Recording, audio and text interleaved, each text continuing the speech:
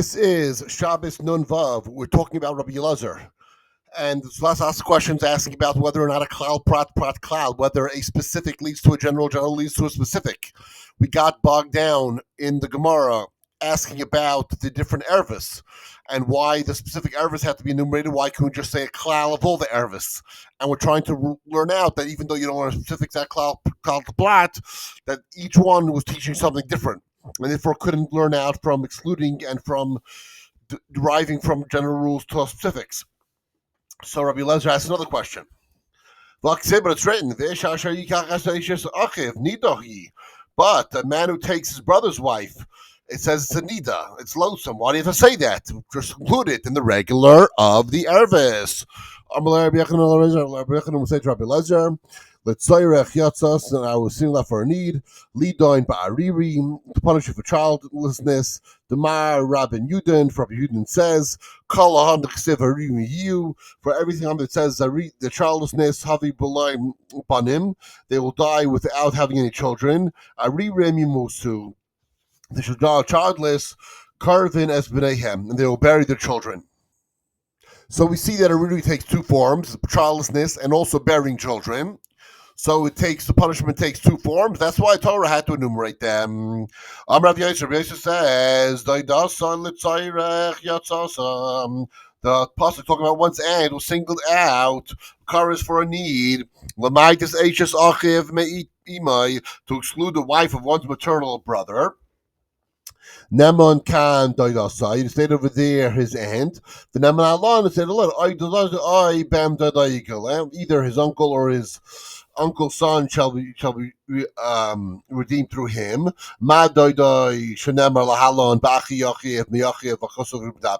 Just as his term as uncle stated there, so Torah says, is speaking about his father's paternal brother.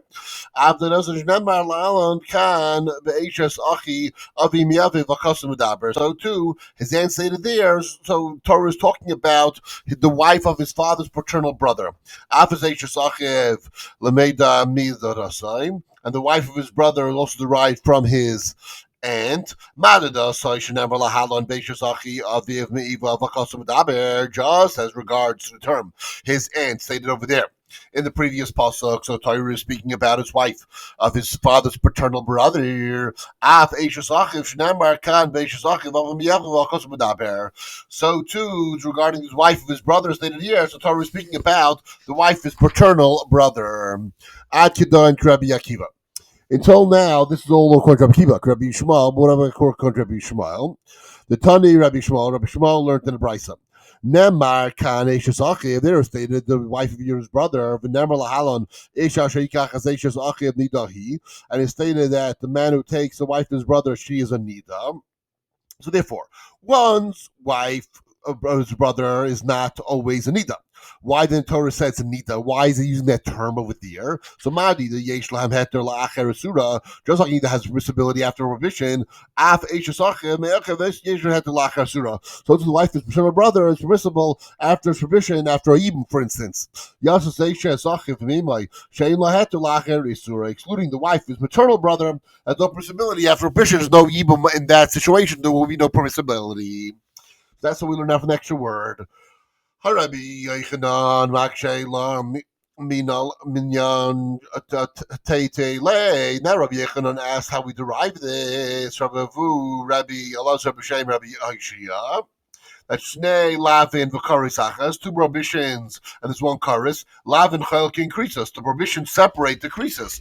In other words, the fact that they are separate prohibitions indicates that each carries its own liability of Karis, even though the Karis penalty is stated only once for both of them. Umataima, and what is the reason that I say this? Where do we see an application that they, even though there's two lavin, they each get their own penalty? The verse says, "It shall be smeared on the flesh of a man in his composition. You shall not make anything like it." So Ish Asher Yikras Kama Yubi Asher Yitain Amenu Reserve Nichras Mecha, and is written, a man who shall compound like it, or or shall put it on a stranger, shall be cut off from his people. Hare yesh kan shnei lavin v'kares achas. Here we have two lavin and we have one kares. Lavin chok increases. The Rabbi separate their kares punishments. So this is obviously was talking about anointing oil. I'll do anointing oil when it's not going to be proper anointing oil, and that could be a kares because you're trying to get something out of authority when there is none. And if we see the two lavin and we see some of the kares. Ma ovad la Rabbi Yechanan. So if we have separate violations that represent different categories of liability, and therefore they have a single attachment of kares. So what does Rabbi Yechanan do when the Torah says specifically kares for one sister? Right? We could just learn it out. Why'd I have to say it? So the Torah is speaking about the men. And it comes to teach us that regarding also all the women who engage in these things also, so they're also in the category of liability, and they also could be chayv. And you get the punishment of the lavin and the kares. The last Rabbi Elazar came, but doesn't Rabbi hold this? He doesn't hold that there's liability for women. What's going on? Islay loy tigravu. He holds that the Torah says the plural. Any man is close to his relative, they shall not approach. Echad ish ve'echad isha. It's plural. One, the man should not, and the woman should not. Uma avdlei Rabbi Yechanan. So what Rabbi Yechanan do with the fact that it says tikruvu?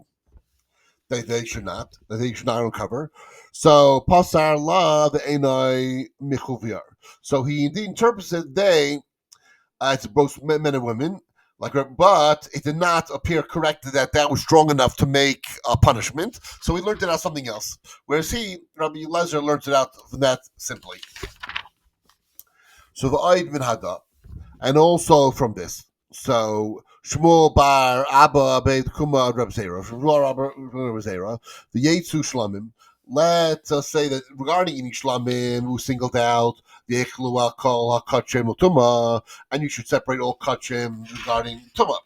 So one who eats them when he is in a state of tama, so then the tummy person who does shaygeg eats different types of the karbanos, and one lapse awareness is liable for separate chatas for each one. So therefore, that's different than Shabbos, where it's only going to be one. We're back to trying to figure out if you do one lapse awareness, you do many malachas, whether or not it's going to be chai for one or chai for multiple, and we can learn it from. So we see over here with this tuma that it's going to be chai for multiple. So Reb Zera rejects this. And he says, Amrlay. So Rabbi Zera says, Shlomo Rabba. L'tzayrech yatsu. They were singled out for a different need. L'mayet, they were excluded as kachay bedek abayis, because they had to do with the upkeep of the bedek abayis, of the Beis Hamikdash. Shloyi chayvin aleihem misham pigol v'neiser v'tamik. That one is not held liable on their account for pigol, noiser, or for tumah. So v'chol mas nisahi, and is not clearly applied by our Mishnah. What about the Mishnah? That kadshe mizbeach mitzarfin ze'im ze lamila, that items that are consecrated or made kaddish for offerings on the Beis Hamikdash combined with another one in regard to Mila. Mila means that now they're hegdish and you can't use it for an improper use.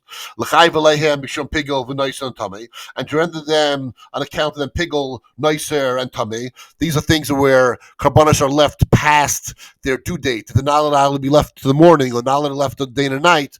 So then they're left over, and they're noser, pigol, and they're tamei. So ma she'ein kain b'kachay bedek abayis, which is not the case in the regular items that are just used for the upkeep of the temple. So now Rabbi Zera is going to demonstrate how the Mishnah has this point. Mechevan she'ein mitzarfin. Now, since different offerings combine chalkin, so can they separate? Certainly not. They don't separate. So therefore, how then to Shmuel Barabba think that we derive from the Torah that the fact that kares, as eating shlamim, while tamei, that therefore each kachem represents a distinct category of liability? It doesn't. So Amar Rab Chanina. Rab Chanina says the chayni, but is this really so? Maybe they do separate, right? The light saffron. But maybe they should not combine to join a prohibition. They don't combine to join a prohibition, but maybe they do separate. So then the Gemara considered like this: Klal be'aser. it is in generalization stated in the context of a asay, in a positive commandment. Uprat b'lois asay. And when it's a prat, when it's a conclusion, it's a lois asay. So Mil say to Rabbi Eliezer Amra Klal Pratu. The words of Rabbi Eliezer state that now you have a generalization and a specification.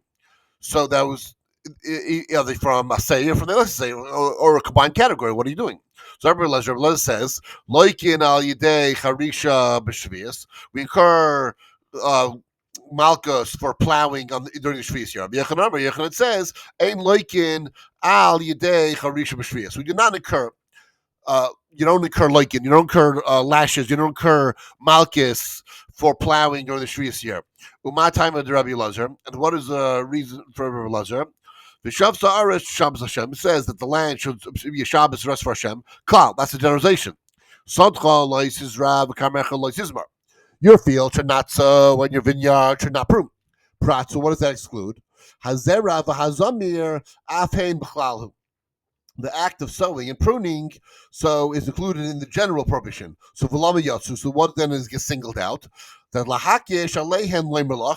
That the Hekish is coming to tell you, Ma hazra v'zamir miyuchad she'ein avodas ba'eretz b'ilah, just like pruning and sowing are unique, that they are labors and performed to the sake of the trees, and they are punished with malchus.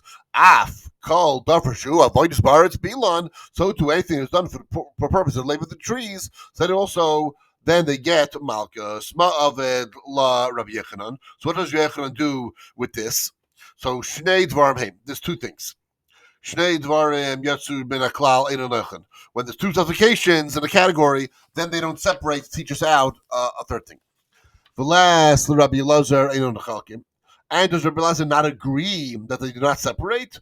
By Islay Lechalik, Rabbi Eliezer holds that they are separating Ein Nechalkim, two specific single things from general category do not separate. Halamed would teach us out, Malamdin, that to teach us out that two specific singled out things from a single category teach that the halacha is that applies to all members of the general category. Therefore, it must be that the halacha is regarding malchus for sowing and pruning on Shvius extended to all Shvius prohibitions. Therefore, one who plows on Shavuos gets malchus, just as Rabbi Eliezer asserted. So now the Gemara turns to Rabbi Yechanan. So v'les Rabbi Yechanan melamdin. And does Rabbi Yechanan agree that two specifications singled out from a general category teach, or have to learn it from another reason? So Shan Yehid, he says the case of sowing and pruning is different. That sheklal b'maisef, a generalization of a positive commandment, prat b'lois hasei, and the prat and the exclusion has to be lois hasei. So the klal is hasei, and the prat is lois hasei. They hasei melamed al lois hasei, and the hasei you're not learning from lois hasei, and lois hasei melamed al hasei, and you can't learn from a lois hasei not to an hasei. From a negative commandment to a positive commandment to a negative commandment, you cannot learn. Amar Rabbi Eliezer said, hasei melamed al lois hasei, a positive commandment can't teach regarding lois hasei. Lois hasei melamed al hasei, and therefore it must be that a negative commandment could teach about hasei on a positive commandment. So now we see the dispute of Rabbi Eliezer. Rabbi Yechanan has to do with generalization, expounding whether or not you can have an assay and a list assay teach each other or anything. So now, al daita Rabbi Eliezer nicha. So according to the view of Rabbi Eliezer, it is all well, mutter, lachpar bar boyoy shichin moyois. It is permitted to excavate pit ditches and caves during Shvius, since it's not a labor performed for the trees, and therefore then you can learn out for its monkeys. Al daita Rabbi Yechanan. According to Rabbi Yechanan, mahu lachba b'bayreis shichin b'bayreis. What is the law regarding excavating pits, ditches, and caves for the shvius? Kishem she'em melamed le'inyanisser. Right, that the generalization and the Pacifics do not teach with regard to the permission. So kain le'inyan heter v'layamdu. So therefore, they don't either teach that they are going to be mutter to each other. And if you want to know what's go weiter, you're going to have to see next daf.